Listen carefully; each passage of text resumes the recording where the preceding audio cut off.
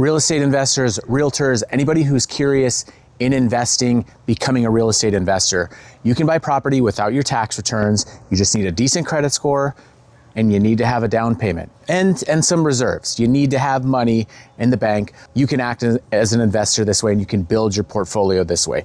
If you're working with a commercial bank, multifamily unit, it kind of begins at 5 units and above.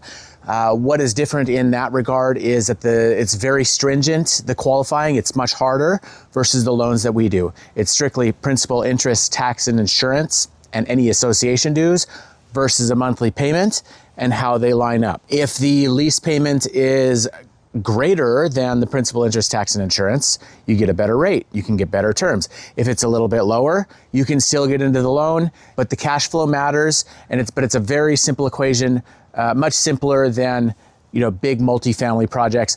We can do this for 1 to 4 units with about 150 different investors in our mix.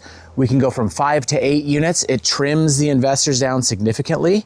And then I have a couple that will even do 9 and 10 units. Once we get beyond 10, it moves strictly into commercial bank territory where you've got to put down much more money. You got to make the net operating income work. If you've got any particular scenarios, DSCR loans, debt service coverage ratio loans. There's 40-year loan programs, there's ARM programs, and what helps you meet those ratios too, there's interest-only programs, and when you're analyzing the monthly payment, it'll actually go by the interest-only payment plus tax, plus insurance, plus any association dues versus the lease rather than the principal and interest. So it helps you with those ratios and it helps you get better pricing. And then there's prepayment penalties, anywhere from 0 to 5 years. Outline a strategy, figure out a game plan, and attack it that way. It's July 2026 right now. Today across the country for a primary residence, 760 FICO, 25% down on a purchase.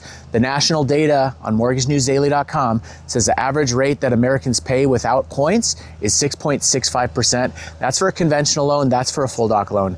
These DSCR loans, these investor loans, there's rates in the mid 6s if you're putting down 25%, maybe even better, 6.375, something in that range. Again, depends on how the loan is structured.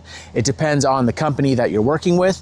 It depends on the broker that you're working with because their company might take a big chunk of the compensation. Ton of factors. The longer prepayment penalty helps you get a lower rate. The interest-only products help you get a lower rate. Reach out to me. Let's discuss it. Do you have a down payment? Do you have decent credit? And then let's talk about your long-term game plan. And if we think we're a little bit squeezed, it's important that you know not only what can happen with the best outcome, but what can happen if maybe an appraisal doesn't come in how we expect. What are we gonna do at that time? So when I say it's easier, it's strictly the income of the property versus the monthly payments. And if you can get away with that on a 9 to 10 unit property and maybe put down 30 to 35%, that is significantly better in the multifamily world. But if you're looking at 1 to 4 units, you can put down less and less. The math just has to work out. Realtors know about this, have this on your mind. If you can get a higher coverage ratio, if the rents exceed the payments by 125%, you're gonna get the best pricing. So what does that mean? You wanna have a higher down payment. Sometimes you hear, oh, well, we can do it for 15% down or we can do it for 20% down.